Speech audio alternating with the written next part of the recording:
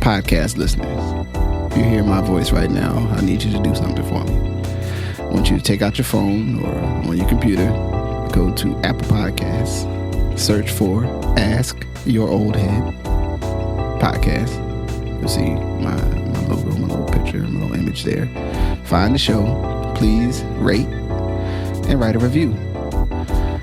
It's a small thing, but it helps others find this work and find what I'm doing here. And it really, really matters, as small as that may seem.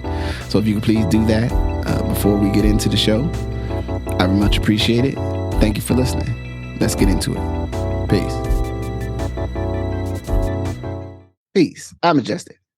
My brother, Justice Rajee. Man, so it's been a little bit, but we together today, adding on. And so the place I wanted to start with, there is a documentary. It's on ESPN. It aired on ESPN, but if you have ESPN or ESPN Plus, then you can watch it. You can watch it. You know what I'm saying? Stream it. And it's called The Cave of Adullam. Adullam, I believe it's the correct pronunciation. And it's produced by Lawrence Fishburne, but it's about the brother from Detroit, Jason Wilson. He wrote a good book called dang, I'm about to mess it up. I'll remember the name, but it's basically about he's done a lot of work and processing on around Black men and connecting with your emotions. In particular, though, the focus of the documentary is about his work in using the structure of martial arts and teaching to engage Black boys and also very particularly help Black boys engage with their feelings and emotions, find a balance and control, and creating a space for that. Cry Like a Man, that's the name of the book, which is what talks about a lot of his own personal journey to deal with like trauma, stress, anger, in different ways that's been empowered in his life to become as he sees it, a more whole man and more present man, in his current, in his current status. And the reason I want to start there, because I think it's just coming out of years of work. Me and you both started out in life with a lot of community work, that had, if not always, wasn't maybe necessarily solely focused on Black boys. There were definitely spaces and places where either we were dispatched to, hey man, talk to the little man over there, or some part of our balance to add to the team was the mix to be able to connect, for lack of a better word, with wayward youth at one point or another, outside of our own, personal, leanings to being, connected and present for Black people in general. And I would say at different points in time, young Black people specifically. But the thing that stood out to me in the doc, and it gets me whenever I engage with some of these works, is the reality when flashing back even on my own youth, like the way that folks engage you, like the space that's made for Black boys and their feelings and what they're going through, how they're processing what they're experiencing. And it was, I thought it was a powerful, poignant piece. And I wanted to add on a little bit about it, but also encourage folks to check it out. But generally, I don't know if you was able to, I don't think you was able to watch it. However, the general context around like young men and their social emotional development, what is something that rings out to you just, with how we're doing with that world right now?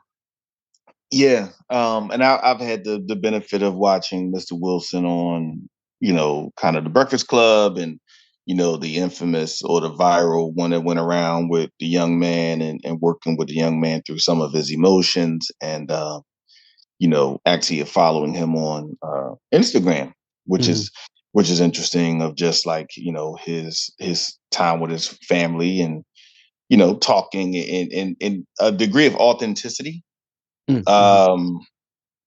You know what I'm saying, that he has around family, around some of the challenges around it, because, often social media can be crafted to create the identity that you want people to see. Right. AKA no one shows like an Instagram picture of your dirty house. Right. Right? No one shows an Instagram picture of your kids failing in school, right? Unless you're trying to show some bigger picture. Like, so that space can often be one that shows a part of reality, but not all reality. Mhm. And so I think, a lot of his work is really important in work like his all across the country, where, you know, we often talk about like, hey, we need to create better life outcomes and pathways for black boys, right? We need jobs and programs and, all these kind of things. Um, but we often don't talk about what's going in to fostering and creating the space where this boy is having a healthy pathway to manhood. Um, Mhm. and we know those happen in a variety of ways, not giving particular ways they should happen. We know they happen in a variety of ways, but we also do know if they do not happen, we know the outcomes. Mhm. Right? If it's like Rex Ryan said on the thing, like, just because you practice and you watch film doesn't mean you're going to win, but not practicing well and not watching film usually means you're going to lose. Right? Absolutely. so so it's like that. Like, okay, it can happen a lot of ways, but if we don't have any pathway it's happening, there are a lot of impacts. And frankly, even when we look right now at what's happening in some cities across the country, right? And I think we have to be authentic about this. There's some real challenges that are happening with younger and younger boys, Mhm. black and brown boys around what's happening with inter-community violence, right? Mhm. There are some things that you assumed only happen with older people that are happening with younger people, like mask on, 50 shots, jumping out of vans, stealing cars, evading cameras. Like in Philly, they had a situation where a young man was killed after a football scrimmage, and when they went back and looked at it, the oldest person was 21, but the actual shooters were like 15 and 16. Mm. And I'm talking about like automatic weapons, ladders on the guns, evading, knowing how to evade everything. So, you do ask the question, and this is not about criminalizing, because obviously these young people are born in a society that has too much access to guns, too much access to things I think they're not age appropriate, right? There's a host of things that you can affix blame to. But there is something to say that when did you get to a place where, you had so little regard for another human being, right? That you could engage in this almost a Call of Duty esque, like, Mhm. assassination attempt, essentially, Mhm. Yeah. right? Like, it's not cowboys and Indians. Like, this is real, right? So, and I think about those things, and I think about the traumas and the cumulative traumas that we don't identify, the cumulative traumas that we ask young black boys to stuff. Um, the traumas that are usually pushed to the side because of our society and kind of antiquated ideas of what a man is and what a man is not, right? And not those pit stops for people to ask you how you feel, to talk about how you feel, and to prepare you not just for a world to deal with white supremacy, but to prepare you for a world of your full divinity and humanism, right? Mhm. And so I think that's where one of the biggest challenges, like, we are often trying to prepare our children to deal with racism and white supremacy, and for women, sexism, right? Mhm. Mhm. But we're not. But are we affirming their humanity while we're giving them that armor? So, like, don't put the armor on them and don't build up their capacity to hold up the weight. Yeah, yeah. Well, it You gets know. into like it was what is the armor protecting? You know what I'm saying? If the armor is protecting sort of this underdeveloped sense of self, or protecting a sea of doubt, at least, right? Where someone, because most young people, young people learn very well like how to be adult pleasing, either out of a need for survival, or as a sincere, aspect of being how you say, a younger version of a human, and you go like, well, that's what the other humans are doing, so let me fit in. Right, let me get in the mix. And I think we have enough different versions of the stories of what folks go through or put through, and then someone in their family tells them, well, I was doing that to make sure you were tough. You know what I mean? I came across something. I've been real Twitter engaged. I guess I've been trying to figure it out the last 2 weeks. I probably need to cut back. But a topic that came up in a scrolling through some stuff was around like people, like a child being hurt and someone immediately telling the adult that's caring for the child, like, don't let the child, butter up, kind of suck up this, overplay their hurtness to take advantage of you. Right. And then people sharing, like, we're like, yeah, I broke my leg. And then my dad made me walk to the house. Like all kinds of just wild, just like, yo, who does, why were we doing this? Right.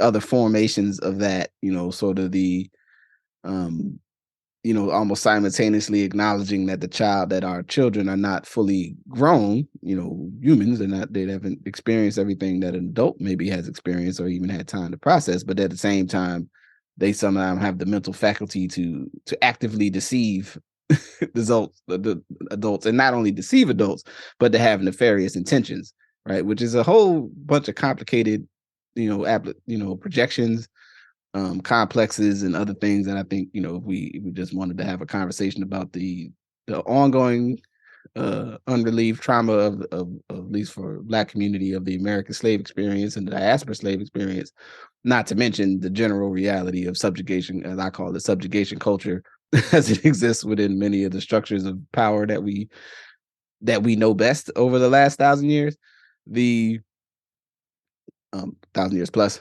but the at this level, just bringing it down back to everyday earth, that like the well-being of the human that you're engaging, the priority put on building up the sense of self, the trust of self, the pathways to replenish and understand yourself as you move through changing internal dynamics, and changing external dynamics, and that we want that armor, we want that protection, so you can, in a sense, protect yourself from folly, but also there's a choice in which part you put emphasis on processing, right? I'll speak for myself that I put a lot of emphasis on, with my children, that I, first person responsibility for, but young people in a broader sense that I've had engagement with, of like trying to check with them to like how you're doing,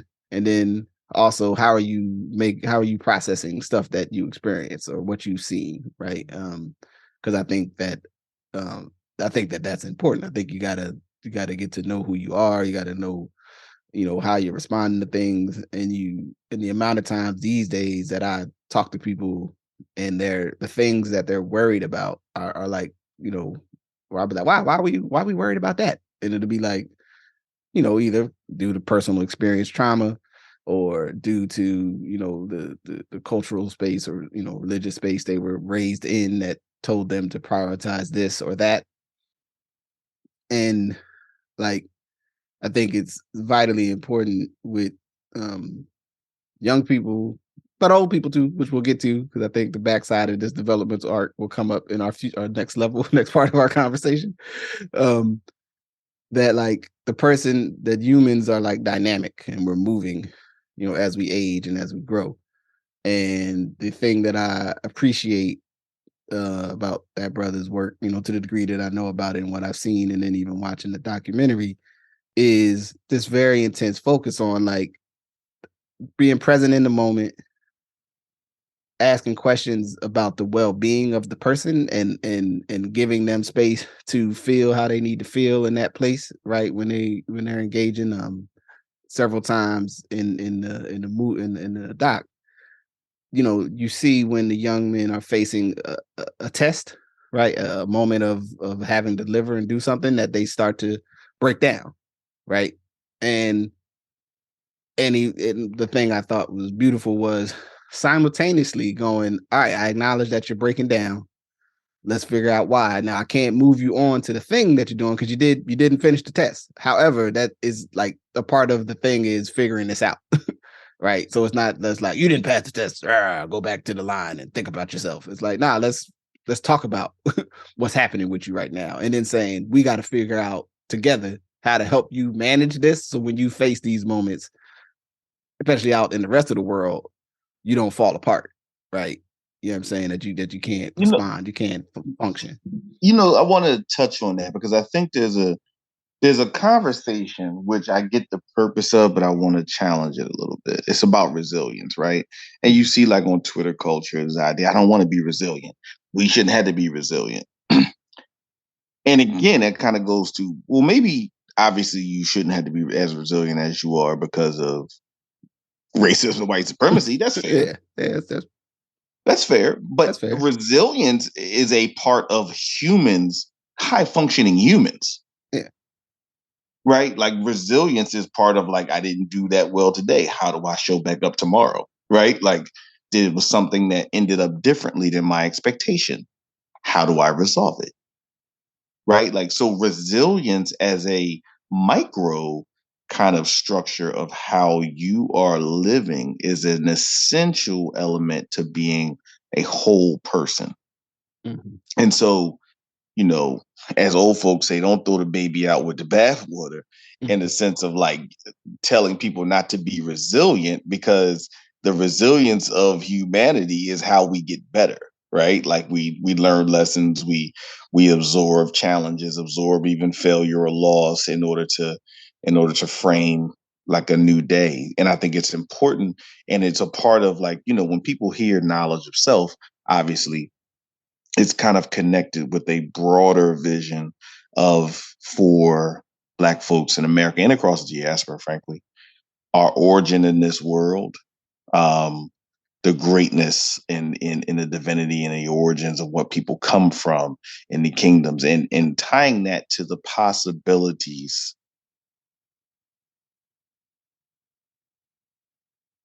There's a there's a part there where we align ourselves and connect with that concept. But also knowledge of self is very much about you, right? Mhm. It's very much located in how you are, your background, how you respond, how you show up, how you are high functioning, how you are at your best, right? And so we have to, even if people don't deal with the concept of knowledge of self as a broad based concept, it's important we're dealing with Black boys, Black girls, people who identify in a variety of manners to make sure we are dealing with the knowledge and awareness of themselves as an individual and how we do that. And then for Black boys and Black girls, brown boys and brown girls, original people across the board, we do know that there's some other societal structures and functions that have an impact that we have to align and we have to connect them to. But the Mhm. primary element of that is not those societal things. Like to your point, we build, you want to build up the inner person so that when they put the armor on, quote unquote, they know why. But Mhm. it's coming from that sense of self and trusting self and making sure that nothing is competing with that sense of self. So Yeah. just want to add Yeah. that on. Yeah. And I think it's important that uh I think it's important that that sense informs sort of action, especially um I mean in spaces where folks are, advocating on behalf of the community. It's like it's sometimes just making sure you remember why like what's at the core of this. That in the service to the outcomes that we want, we don't lose the thread of like who we are as beings, that we have the capacity to choose, the value that we place, on our own well-being, on the well-being of others. Humans have a um ability within the way we make decisions even to hold, complicated, uh I think is the right word, reasoning structures, right? So that you can look at a situation, like something that came up actually in the doc, because one of the young men, he was my man, but he wasn't doing what he was supposed to be doing in school. You know what I'm saying? And it was a balance of really pulling no punches, saying, "Hey, man, you ain't really doing what you're supposed to be doing in there." Also, though, that like that doesn't mean that suddenly doing that means that now you're worthy of care, right? Or worthy of love and the extension of a sense of compassion and well being. Um, and the even that resilience conversation, you know, it's always to me it's pointed. Like I think this is just a justice thought. I think at times we move into spaces where other people want to point to our resilience as a as a model for like structure of like what we should do next. It's like, well, I mean, maybe the thing should just be ethical and balanced and fair in its original form, so that no one has to be overly focused on their resilience within it. If we're building something new together, right? As opposed, and to look to something that you may take as a indicator of admiration for our community, um, but it's an admiration, that we appreciate. I appreciate that you are admirers. I appreciate even more if you don't repeat the stuff that requires us to have that, right? Like that to me is the lesson. That's what we should be talking about. But sometimes I think it ends up in this other place, which gets, well, I'll say for another day. But the thing where folks, when something's new to them, they feel like it's new to the world, so then they want to talk about it, and it's like it's not. Sometimes you need to know what the room you're in. Um, the other thing I just wanted to touch on that I thought I thought I had, and even tracking, like I said, the brothers' work over the years, is I think I know in different communities, different cities, there's folks that do that sort of, you know, informal sort of structured, like, yeah, like you start meeting people in any city and they'll be like, oh yeah, I know brother so and so, or I know sister such and such. You know what I mean? Like a young person, even if they way out in the street life. You know what I'm saying? Not just even some of them that ain't in the street life at all. They just acting out. They just young people. But there might be some pockets of people that they know who've reached out to them or engaged them, in informal ways. And I don't know if we always do the best job of acknowledging like how important it is, beyond the structure of whatever your immediate household family is the people external to your physical family, but are around you that then influence your human development. We say the village raise a child. People say that a lot. But I don't think folks really, really, believe it. I think folks like, yeah, the village raised a child. And then they be like, well, his parents are terrible. You know what I'm saying? Like, where's his daddy at? Where's his mama? You know what I mean? When Mike, turns out the roller rink, it ain't the village no more. It's just Mike and his terrible parents. And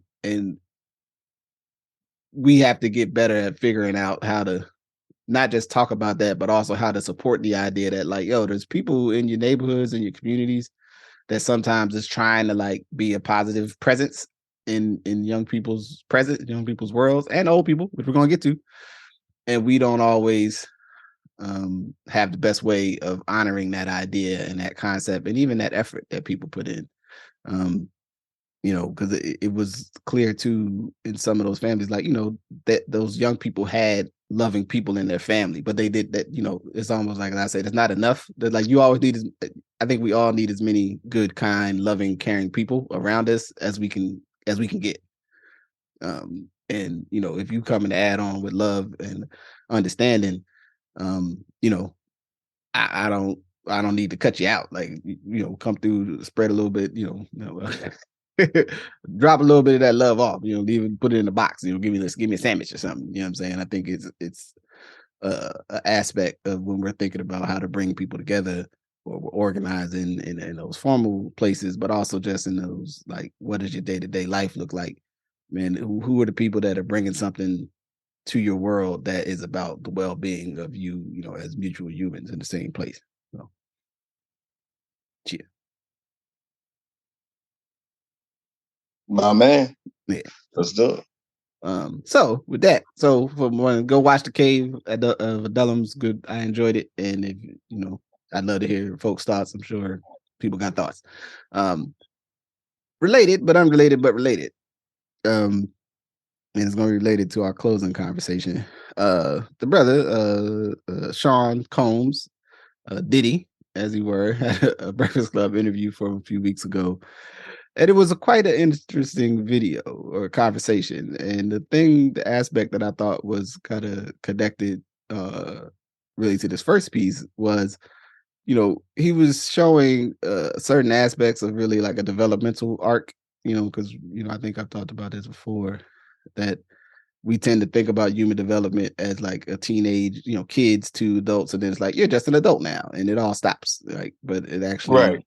keep Like you're not just, sometimes divine culture talks about like adults are just grown children. Like it's just yeah, it's not like there's sometimes a place where it changes and sometimes a place where it didn't change. So yeah, yeah. yeah.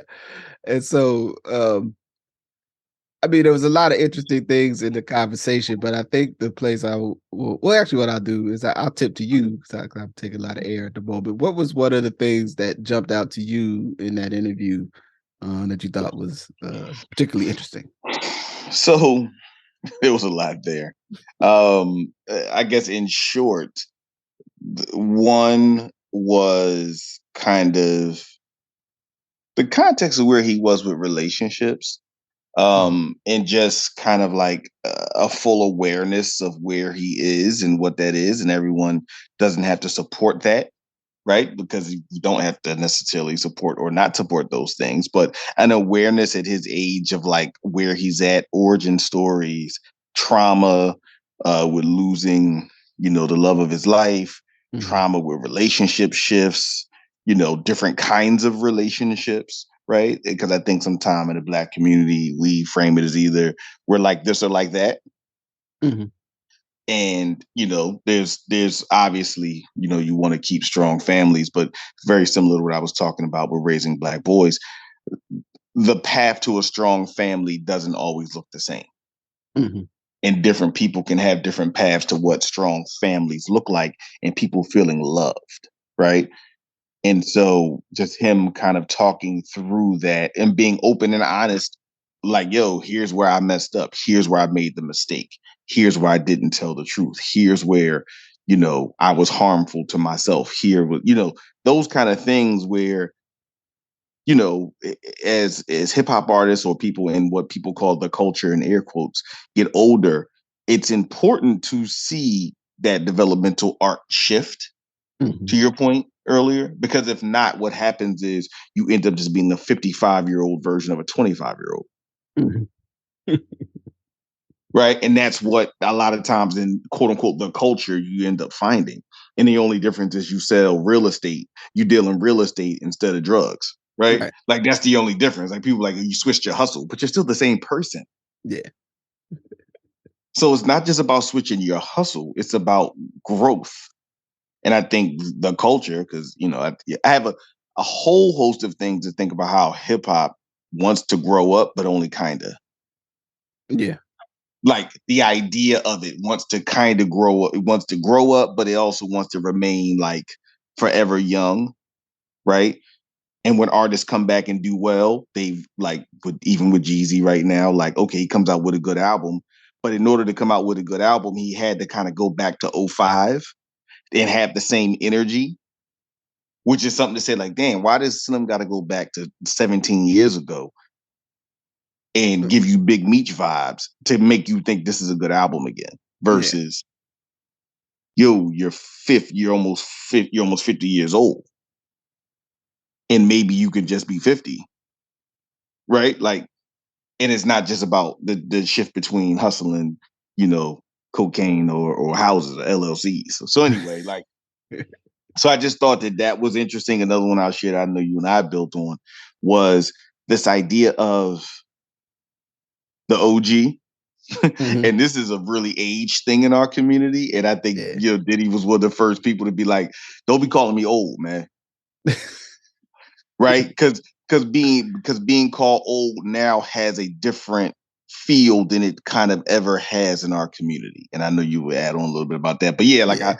I kind of felt where he was coming from on the like, yo, don't call me old, man. Yeah. Well, it's interesting because especially that at that beat, because like in that space that he's moving in, it's like, yeah, I'm sure some dudes almost like, yeah, champ, man, let me buy you a drink, old dude. Like, sit down over there on the couch though. Don't get too involved with like Right. like what we about to do. Which particularly within the creative industry, I mean, where you're making music, like it ain't, for whatever criticisms that one could have about Puffy or Diddy, whichever way he Or like to love be or addressed, whatever. brother Yeah. love. He said, um, criticism that may be fair is also like, he's had his hands in the mix of a lot of great music. And just like we, I don't think he's maybe at the same musical level, like in terms of musical skill of like a Quincy Jones, right? Like Quincy Jones, but also that's a different age, you know what I'm saying, in terms of our access to musical training. But Yeah. the capacity to like produce a song or produce a music that's like, hey man, like even if you like, man, it's some like commercial bullshit. Because there's songs that we was like, we was, what I mean, we was out here rapping in Timbo boots and backpacks and shit. And sometimes we was like, man, that's a bullshit, man. He do this real hip hop. Then it'd be like, it's kind of nice to dance to though. Listen, as we've gotten older, we can acknowledge that the albums we thought were not good indeed were good albums, and the Right. shit that he did was what it was important culturally, right? Yeah. Like, Yeah. and obviously we didn't have that. We didn't have some of that context, but the things that he did and the promotion, obviously, always giving props to Andre Harrell, which I think Mhm. when it's missing, it should never be missing Yeah. about Andre Harrell, because if you don't have Andre Harrell, you don't have Diddy, you don't have Heavy D. You don't have this whole hip hop soul Yeah. rollout, Yeah. right? Absolutely. You just don't have it, right? And so, and you don't have also the visioning and the curating and the very explicit curating behind what Andre Harrell did, taking what he saw in Harlem and taking what he saw in the Bronx and kind of merging those into a ethic, right? Just Yeah. as Russell Simmons and them had an ethics with Andre Harrell. But so Yeah. please, people should never forget about him. But like, yeah, so I just think that was interesting, and he's still competing in what people could perceive as a young man's game, and even dating younger women.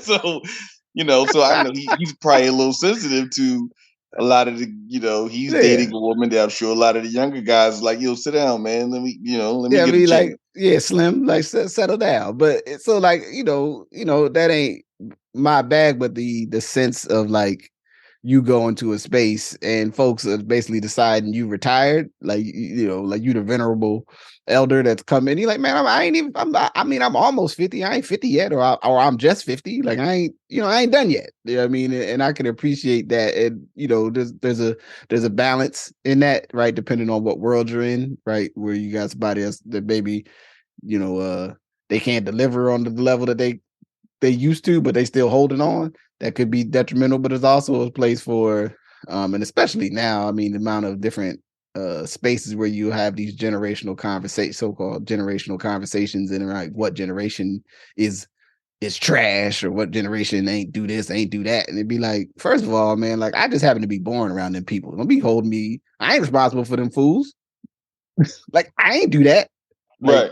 Right. and not to mention, Absolutely. like I'm not gonna hold you personally responsible for everyone else's all the different foolishness I see happening. Right. I'm gonna try to find a balance. Try to deal with a certain level of wisdom about that. But the aspect of him, like, sort of talking about that, speaking about his personal trauma, and I think his personal relationship stuff, whether folks think, because there is a like a dynamic within our society that a man, especially within his love and romantic, so to speak, relationships, is only mature if he decides to be in a pair bonded relationship for the rest of his days. And not that it's not necessarily a sign of someone's maturity, but it's not a guarantee of anyone's maturity. You know what I'm saying? Like, whatever, to me, whatever you being true about what you're doing in your relational behaviors, whether they be romantic or otherwise, is a sign of maturity, as Right. opposed to one particular model of behavior. You know what I mean? And even, when we get into the deeper conversations about decolonization, breaking away from certain Western structures and around how people define their lives and define themselves. You have to make space in there for different ways for people to engage in their personal relationships and their so-called romantic relationships. And some of that may be, yeah, I'm seeing this person, we kind of dig each other, we're gonna keep seeing each other, see how it goes.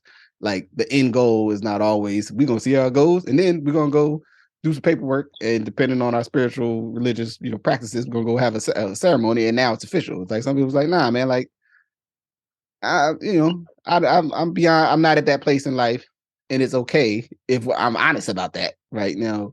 Because it's interesting. Like I think we've seen like I say a positive and a negative, right? Where you'll see like older folks who can't manage, they just can't manage no relationships. So as a health thing, they go, you know what? I'm just gonna kind of stay a little bit away because this ain't gonna go well. And then other folks, like I said, that's the right decision to have a pair bonded, situation for the rest of their days, or at least with that attempt. I think we have to make space for both, and I think it's better that the person be honest about what they want than to be saying it just because it makes people feel better, right? It's not the end of the world if people have, more, open dynamics or whatever that are pleasing and service them and their needs. You know what I mean? Like that's actually not the end of the world. Like it'll be fine. And it's really about what makes people well and healthy, right? Mhm. Again, kind of going back to there are different dynamics to how, black boys, and by extension, obviously, children get to wellness. But one thing is for sure, not thinking about it is a sure way for people not to be healthy. Yeah. And in the same way, however people are showing up in the context of relationships that allow people to be healthy is their kind of thing, versus saying if it doesn't end up looking like this, it's not a win. Because I think that has led a lot of people to behaviors that have been not the healthiest for them, and then in turn not the healthiest for their communities and for a whole host of things. Yeah. To say nothing about the actual cost of some of that. Yeah. But I think his level of maturity, and in the space that he's in and what he wants to bring back to music and culture, with that awareness was really important. And I think, lending kind of blending into our next piece quickly is just this idea of how he was trying to be supportive of the man who has controlled the airways for the last week and a half, 2 weeks. Around Yeezy, and just how he was like, listen, I'm trying to catch him. He's the one that's running the whole thing. And then Slim did the White Lives Matter shirt, and I think what Diddy said was very. I think it was mature. He said, listen, I support him. He is my brother. I am not looking to harm him, but that that premise and that sentiment is not helpful, Yeah. right? And I think him stating that was being thoughtful around the issue, but not attacking the person. Mhm. Clearly, Ye is not at the emotional place to receive that. Um, he's at a different place, and again, I often want to be very thoughtful around. A lot of times we're talking about people of different abilities and communities, and we talk about kind of the trauma and there's a lot of trauma there. And him having trauma doesn't make it right to spew things that are not helpful, that are harmful. So I'm not stating that, but there's a lot of trauma there. And I think people, up until a certain point, were trying to be very intentional and kind of supportive about him to kind of he would deal with his trauma. But obviously, over the last couple of weeks, we just clearly see that he's choosing to put his trauma on Front Street. And I think it's no accident that there are still people who are choosing to project him having his trauma. Mhm. Mhm. Well, I Right? think. Like, so go ahead. Well, I thought too the way, and actually, it's oddly enough, I think it's that the way one how fast things move, right, and that they made those comments, and I think he did a really good job of saying like, look, and it's and someone that unlike you or I, someone he knows personally, right? You had like actual dealings with, to say like, what he did wasn't right, wasn't cool, wasn't helpful.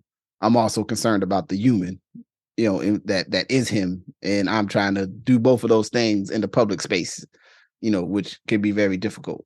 Two, though, like my next thing though with Ye particularly is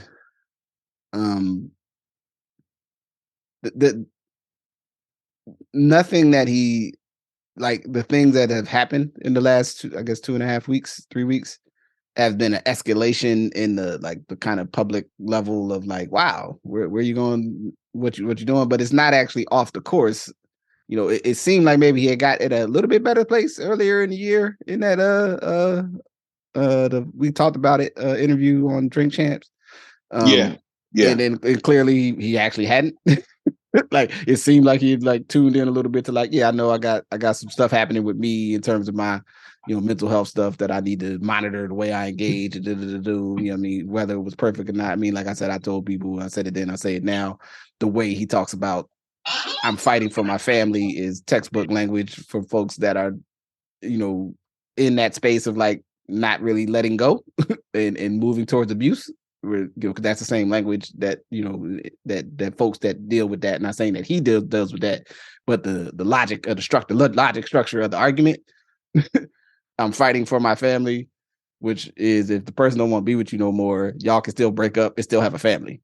You just don't, y'all two ain't in a romantic relationship no more. Just want that on the record. Exactly. Like y'all parents of these children, you know what I'm saying? And then that's that. But for this, like, escalation in behavior, and it's a comment that I posted somewhere when someone was talking about it. And I said, look, what he has been in the majority of this time is someone who creatively has provided me personally, in terms of how I feel about the things he's done, some music and some musical moments that resonate with me emotionally, personally, sonically, enjoy, but who could not sustain an overall, way of practicing in the world that I could, to what I know of him, respect him. And I put it over here, and I deal with it as such, because I can't like stop him from existing on planet Earth. That wouldn't necessarily be in tune with my values.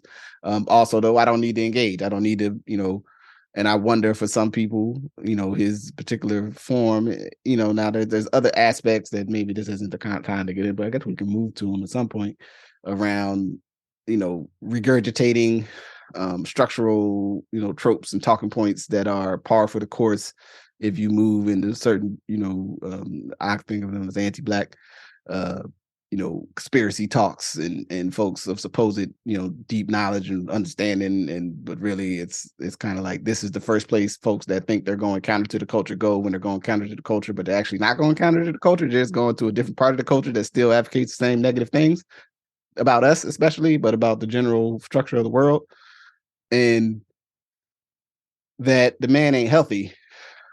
And then I wonder sometimes where folks feel almost struck, or like, this is the last straw with me and Kanye. But like, y'all been buying these Sunday service tickets for 7 years or 10 years. Y'all been buying them shoes that I don't particularly care for, but people really love them. You know what I'm saying? Y'all, like, you've been engaging in all these things that he produces. And yeah. And let then me you say hurt. this. Let me say this. Both things can be true. He has actually probably turned up his artistic and commercial capacity as he has gotten deeper and deeper into his challenges. And also, I think it's, he did 808 and Heartbreaks, like in what, 07? Right. He put an album out talking about his pain almost 15 years ago. Seen from that perspective, there has been a slide. Mm-hmm. Right? This guy puts out these albums, he does his thing. His mother returns to the essence. He goes through heartbreak. His mother returns to the essence. And he's put out a wildly interesting yet inconsistent set of musical offerings since then. and at the same time created a industry. And the biggest thing about Yeezys and his clothing, or the Yeezys in particular, the shoes in particular, is that they, one thing no one wants to talk about that Dame Dash has mentioned, that it has incredible resale value. So Mhm. not only does it have sale value, it's actually worth as much, if not more, once it's sold, which is a very unique concept in the consumer goods space. Mhm. Mhm. Right. And so his stuff up until a certain point occupies almost like a really different place. And so also with our fascination on someone being a billionaire, right? Because we also have that. We have this fascination on you being a billionaire and dealing with all these companies while you're dealing with these deep challenges. And we get to a place where, one of the things that I wanted to say is like the biggest thing around his ideas, I mean, one, a whole host of challenging ideas. Mhm. Um, a whole host of them. I'm not going to give all of them full freight and even debate them. Not debate them, but Yeah, understood. the idea that he's talking about with the Jewish community, and the idea that he is taking his experience and projecting onto a community as if that community is all the same, Mhm. is actually the one of the biggest challenges there, because he's taking and saying whatever he happened to him, everyone would do it to you. But now let's say we took that and projected that to black folks. Because you got robbed by one black person yelled at you in line. Does that mean all black people should be scared? Those are things we actively fight against, right? Mhm. We're actively fighting against your interaction with one person doesn't frame your interaction with everyone. It also obscures the differences in the Jewish community. Mhm. Like, because him saying it is like there's this big meeting. And as someone who has served on a board of a national Jewish organization, I can tell you there's no big meeting. Well, the idea of the big meeting. I mean, we definitely make. I guess back to the sort of terms of a public space, right? Where the old Chappelle piece, with the black the racial trade groups, and that kind of lends to the idea these places where there's like a clearinghouse. I mean, I think a lot of black folks have made that the joke for years, especially folks that are involved in community and organizing work or any type of activism or service, of like, yeah, the black people meetings, as my kids used to call it when we would go to community stuff. You know what I mean? That like there even if black folks are meeting, there's not necessarily a clearinghouse for all black decision making. And that then if we extend that construct, and it's I think at a certain arc in your development of, as I think about it, of healing and resilience to a degree, especially for black folks, there's a comfortability in the idea, even that what we experience within the structure of white supremacy racism in the United States, that like somewhere there's like an official like white supremacy meeting, and then like making all the white supremacy decisions, as opposed to experiencing a society that has these particular outcomes because of a rule-based kind of behavioral model that they keep repeating, which are not the same thing. So there are meetings, right? There are actual meetings where sometimes people are making decisions that impact negatively black people. Usually those meetings, those folks think they may be just doing something, making a decision about the water system in your city, Flint, Michigan, Jackson, as living examples, right? But the other the subtext, sometimes the front text is also, is infused with the realities of racism. But most of those people wouldn't say, I went to the meeting because as a white person, I decided I needed to go to the white people meeting that makes a negative decision about black people. This whole construct, and I because I have other things to do with my life, but I've been picking up threads through different readings over the years, that there's a really old kind of activation of this kind of structural, this kind of mental trope, I guess, or like a heuristic of like, if something bad is happening to you and you can anyway identify some commonality amongst the people who you think would have the power to inflict this upon you, then therefore you must lash out against that group. Which, in the absence of black folks, usually in Western societies, and by Western, I'm referencing, societies that we would maybe have having their origin within European, polities and nations and states and what have you. the receiver of that treatment was often the Jews, which was also structurally based on religious power, all kinds of like structural things where like those were usually the odd people out that had significant numbers, within those societies. So whom do you blame if don't you want to blame somebody and you don't want to have a whole lot of repercussions? You blame the people who are the outliers in your society. I think any y'all Western academics, let me know if I'm off base. So for him, like watching it all happen, it's like he jumps out, he says the wild stuff, and then some people who weren't paying attention, right? So they weren't people who weren't paying attention when Jay basically saying crazy stuff about black people. They ain't had no comment, which I guess is okay because I mean, I don't know, I don't need them to defend me necessarily, but then they had a lot of comments right now. But then it goes to this thing that if we've talked about, we have some days I don't have the time, but I fairly regularly, especially pre-COVID, when I would be outside more often, you go somewhere and there's like a conversation where people feel safe to do such, and then they assign blame to something that's happened to black people to the Jewish community, and then I kind of go, well, I mean, are you sure? Like, what? How are we getting to this conversation? Like, can we process this a little deeper? Because I don't really know. This doesn't serve us. That's the secret that's the secret context behind why there's still a quiet but consistent resonance with some of the things that he may have shared. And this is not to say, and I've said this to my, different people, I've said to my Jewish friends, and the Jewish community has to grapple with this, that yes, as different as they would see themselves, there are people who have taken advantage and engaged in the benefit of whiteness and in the benefit of anti-Black structural racism in America. Mm-hmm. And that's not a debate, right? Like that, it is actually so simple that is true. That's really not a debate anymore. Now you can debate how you get to better relations. You can debate engagement. You can debate a whole host of things. That's not really a debate. The challenge is when systems seem so opaque that you can't figure it out, you always go back to the first thing you thought about who the origin story is. Mm-hmm. Right. So you always go back to being like, oh, it must be them that's doing this to me because of the place where someone exists, maybe an economic system. It might be a place where they exist in the real estate system. So it goes back to the familiar understanding.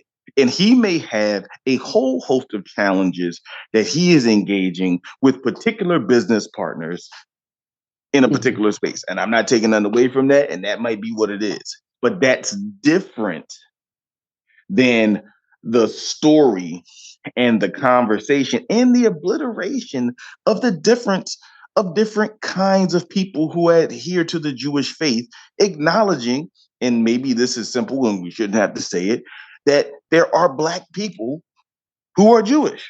Yeah. And maybe there are brown people who are Jewish. There are people who are so-called Asian who are Jewish. Mm-hmm. Like that might be so fundamentally simple, but when you frame it and just say the Jews, you're actually not talking about the amount of people who look like you, have experiences like you, that are in no way sharing in this cabal that you're speaking of. The main reason it's a challenge is that it stops being able to have a conversation about what's opaque and get clarity. Mm-hmm. You should always know who's actually doing something to you, right? So that you stop blaming other people who didn't do it. Exactly. Right. And so I think he's, and the fact that he has gained some financial success has then led to this idea where, look, he's doing his thing, but when he decides to tell the truth, he gets harmed. Where it's like, no, he's been telling truths that have been challenging and rough for a minute. It's that he is doing a host of things, also playing into centuries of tropes, to your point, that actually get people harmed. Right. That have a long history of structural violence attached to them. So it's not as simple, and Black folks, it's not as simple just being like, oh, he just said something. No, he said something that gets people hurt. Just as someone said something that got us hurt, we would rightfully, and I would say vigorously, we should vigorously defend ourselves against something that seems like it would lend to get us hurt or is getting us hurt. Yeah, and it gets to, I think, the need, like, to me, there's a need to process and discuss these things, that we understand them, that we get, or we start to get to understand what's happening, that we get a sense of even recording in the moment, our experience, that we get to try to make some sense out of madness. We also are not. I'm not. As I've had to tell a couple people, like, oh, that man, he can defend himself. He got all he. If these billions of dollars of net worth y'all keep telling me about are real, if suddenly the fragility, what he's built is so fragile that it's only based, really on sort of the public perception of him, then he didn't build the right thing, or he should have been mindful of, this is all notwithstanding that, of anything that, like, it's just ridiculous, and it doesn't make sense for, there's a place for you to jump in and intercede, and there's some places where you got to go, hey man, that dude he got to work on that by himself. You know what I mean? Like, as I was saying, I'm like, look, if he was doing this to help us, I could think of a myriad of ways that he could be helping us. That this is not it. This is not it. Honestly, and I'm tired of that. The next person that say that, I might jump through their throat. Here's a challenge. My man's trying to tell y'all, as Raekwon said, just be jumping somebody's chest. I'm trying to do I'm trying to stay over here on the light side of the force.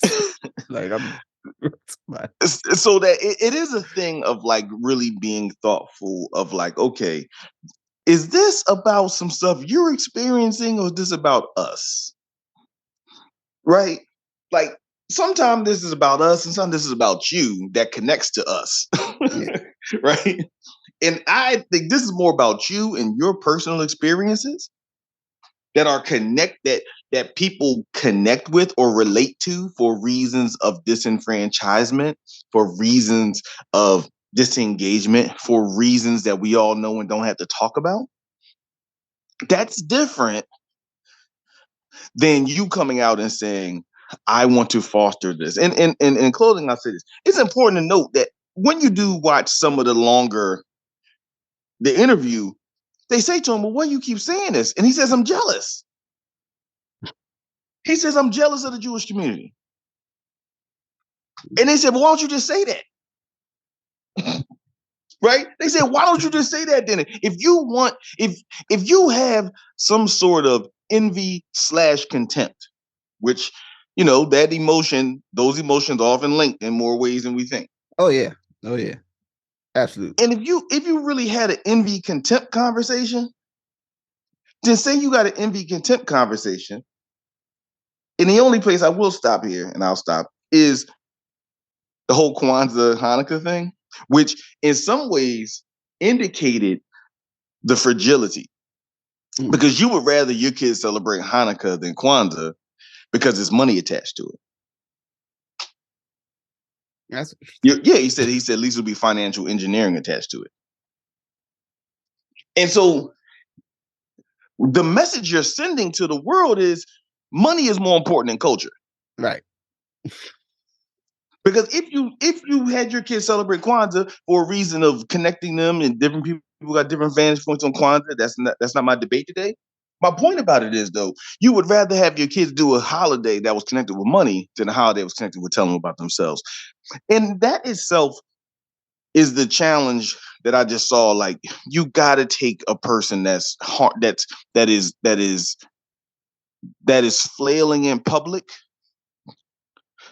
and understand this person is flailing in public, and not try to think that just because this person is rich and black and flailing in public, there has to be some conspiracy. When you do business with the Gap, when you do business with Balenciaga, when you do business with multinationals, there's no conspiracy. I just want to let everybody know. When you do business at that level, there's no conspiracy. Because guess what? You're a part of the global capitalist system. there is no conspiracy at that juncture. Yeah. Yeah. And if you never said anything to people, you keep making $1 billion. Which there's a whole bunch of people that whatever stuff they think about the world, we don't know. And we don't know them. And now you see why.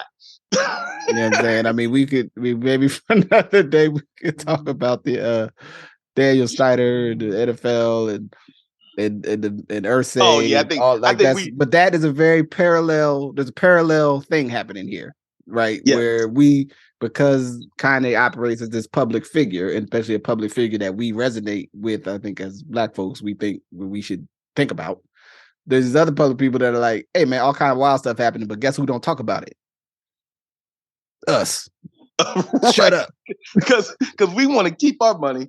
Right. We, it gets into, we'll save for another day. I think we had a good spot to stop, but just like the whole larger conversation about the reality and the animism about cancel culture and the whole political philosophy that some people have enacted around the construct of woke.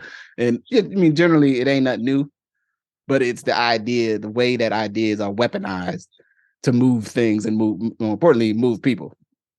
And it's like, yeah, there's a whole, oh, you can't be like this. I'm like, there's a lot of people that, y'all, the founding somewhere in the margins of like, how does this thing run? Is like, man, and don't talk about what we're really doing too much. Just shut up.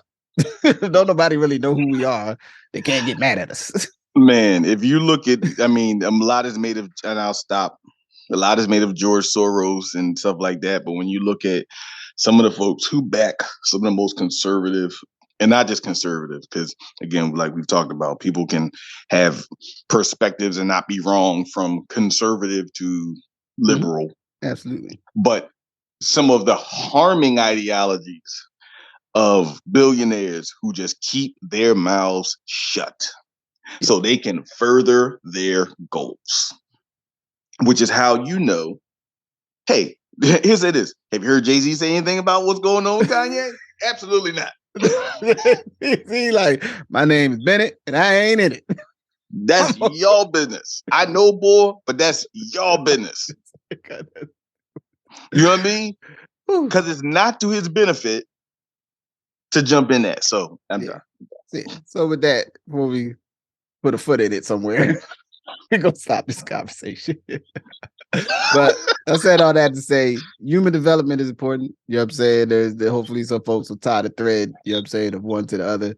But until next we speak, man, y'all be safe. So with that, I'm going to say peace. Peace. Thank you for listening to Good Brothers. Thank you to my good brother, Majestic. The podcast comes to you produced by me, myself, Justice Rajee, and obviously with my good brother, Majestic, when we're having needs. Ask Your Oldhead is my creative project that I've been running for several years, centered around exploring modern manhood or masculinity or what have you at the intersection of race, gender, culture, class, and many other factors. And as I plan for 2023, I hope to bring back some of the other aspects in larger form and add some new aspects. But you can support the podcast by listening, obviously, by sharing wherever you listen. Go rate and subscribe so others can see and connect. Always feel free to shoot some feedback if you hear something or it's something that resonates with you. It's election season, so go vote and vote early if you have access or opportunity to. And, take care of yourself, take care of those around you, and be safe. Peace.